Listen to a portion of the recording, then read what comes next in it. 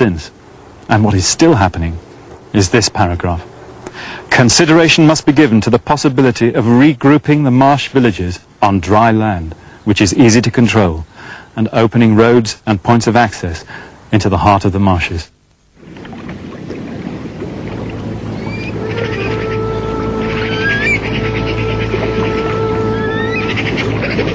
The marshes of southern Iraq are an enchanted country, wrote Freya Stark, unlike anything else in the world.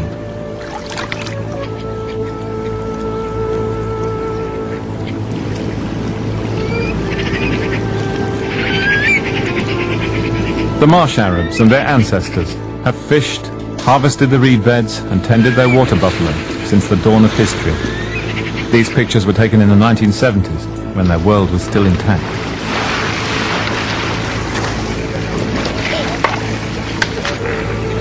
As we're all taught at school, the Bible story of the Garden of Eden originated here, and the marsh Arabs' culture can be traced back 5,000 years. Wilfred Thesiger lived here 40 years ago. It's a curious sort of life because you had to live in a canoe, and there'd be one house here, the other house just 4 yards away there. You couldn't get to it because there was 4 or 5 foot of water between you. You had to step in a canoe and go over, and you travelled everywhere and lived everywhere in a canoe. They were buffalo people, and buffaloes meant to them what the camels meant to the Bedouin in Arabia. You usually found 4 or 5 buffaloes standing outside the house in the evening. And they used to go off in the morning, cut reeds and bring them back loaded on the canoes to feed their insatiable buffaloes.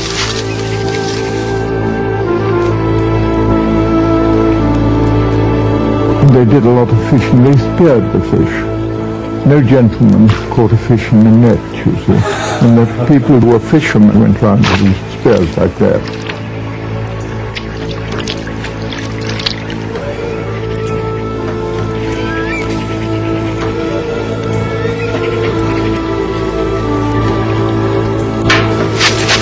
You got these tremendous reed beds which went up 20 feet.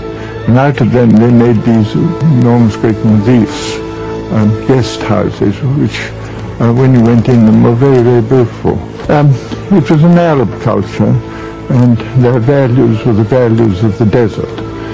Here in the marshes they were very friendly, and their loyalty to each other and their endurance and things, and their whole attitude to life was that of the Bedouin. It was as hard a life as any human beings could live when I was with them there. But the thing was, it's freedom. We've got freedom.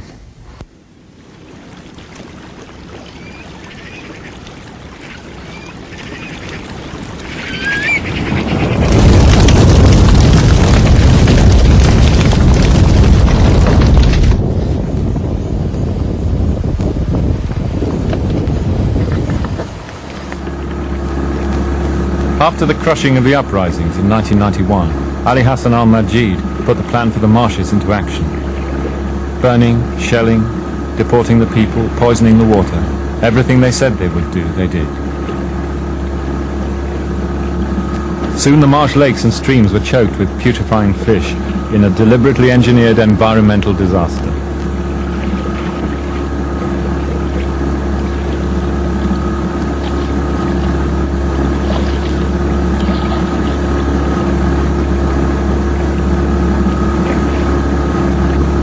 As in the Intifada, there were no TV cameras to record what happened. But from the summer of 1992, smuggled amateur video footage started to reach the outside world. It records the torment of 250,000 people, the burning of their reed beds, the destruction of their villages, and the death of the animals on which their way of life depended.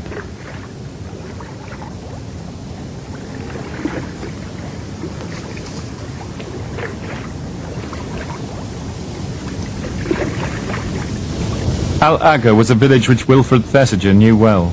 On the 20th of May last year, helicopters rocketed a wedding here, killing and wounding many people. Through mid-July there were napalm, artillery and firebomb attacks. By February this year, Al-Agha's 800 families had gone. They left behind a simple black flag with the words, "Redeemer, save us."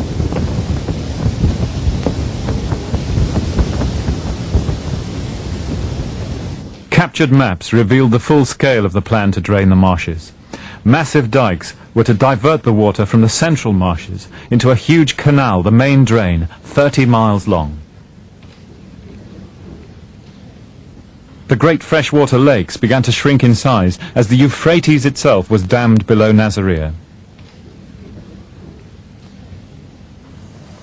The smuggled videotapes now showed vast tracts of the marshes drying out, the reed beds dying. The Iraqi government told the UN this was all part of an agricultural improvement scheme. I always argue that it is for the most noble purposes that they want to win agricultural land, but there's not the slightest indication that they're working on such a program. Every indication points in the same direction. They do this purely for military purposes. They want to subdue these people. As the shelling intensified, the people fled to where they could still find running water. The imposition by the Allies of a no-fly zone in the south in August 1992 did not save them. الله يساعدك اختي. ليش شارده هنا؟ شارده ولينا من صدام. اليوم ثالث شهد عام. لا ضلت عندنا جهال، لا ضلت عندنا عوايل، لا ضلت عندنا حال، لا ضلت عندنا كل شيء ما ضل عندنا. وين راحوا الزينين يلحقونا؟ وين راحت الدول؟ وين راحت البيئة النشامة؟ تلحقونا من صدام. خل متكسفين. الشمس تدق علينا، صارنا مذهبة بالشمس. هذا ظلم صدام بينا، هذا بعد شي خلى على حالنا حال، ما مخلى على حالنا حال. Between May and July of 1993, the last smuggled videotapes came out of the deep marshes, which were now nearly dry. Final desperate messages from a people who have never had the chance to be heard. On placards set up for the camera, the people, still trapped inside, asked simply for life and water. For water had been life itself to the marsh Arabs. احتباس تكو 600 دينار. نعم. واحنا داخلين عند الله واشكر. اشكرك حبيبي. بس الماء يريد. نعم. الماء اكو سداد فوق من اهتدوا ماء الاماره علينا. نعم. وهالخرب الماء. نعم. انا والرحم عدتهم. يدونا قالوا لنا بس الماء. والقصب والله ما تلمي كان. اعتبر بالسدود. نعم. قاعدين عليه. نعم. نشرب خيط وهاجرنا وشبعنا ضيف وشبعنا خزي. ترضون مذلة. دايما لا ترضون مذلة. ما نرضى. حتى اليوم يومكم. نعم. ما نرضى. حلالنا بعنا. مهاجرين. نعم.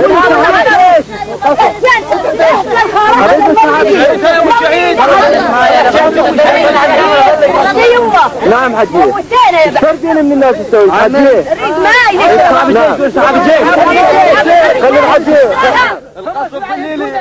I don't dare to predict how many human lives will be sacrificed, but it must be very many indeed. And world opinion tends to forget the drama which is taking place in the southern marshes and has taken place before in other parts of Iraq. I maintain that this is one of the most serious cases of massive violation of human rights we have seen since the Second World War. اضطرينا والله يما كله صبرنا عليه. صبرنا على المدفعية، صبرنا على الطيارات الحربية، صبرنا على كل شيء، صبرنا على الجوع، صبرنا على الشمس وتعذبنا وبيوتنا احترقت وما ضل عندنا شيء. هذا 10 يوم لا وحلالنا راح والنهار صد علينا سوالف وموتانا من الأقل. الحرب يجلب نشرب بالجراثيم بالدود وبالواحد أمه ومثل المرية.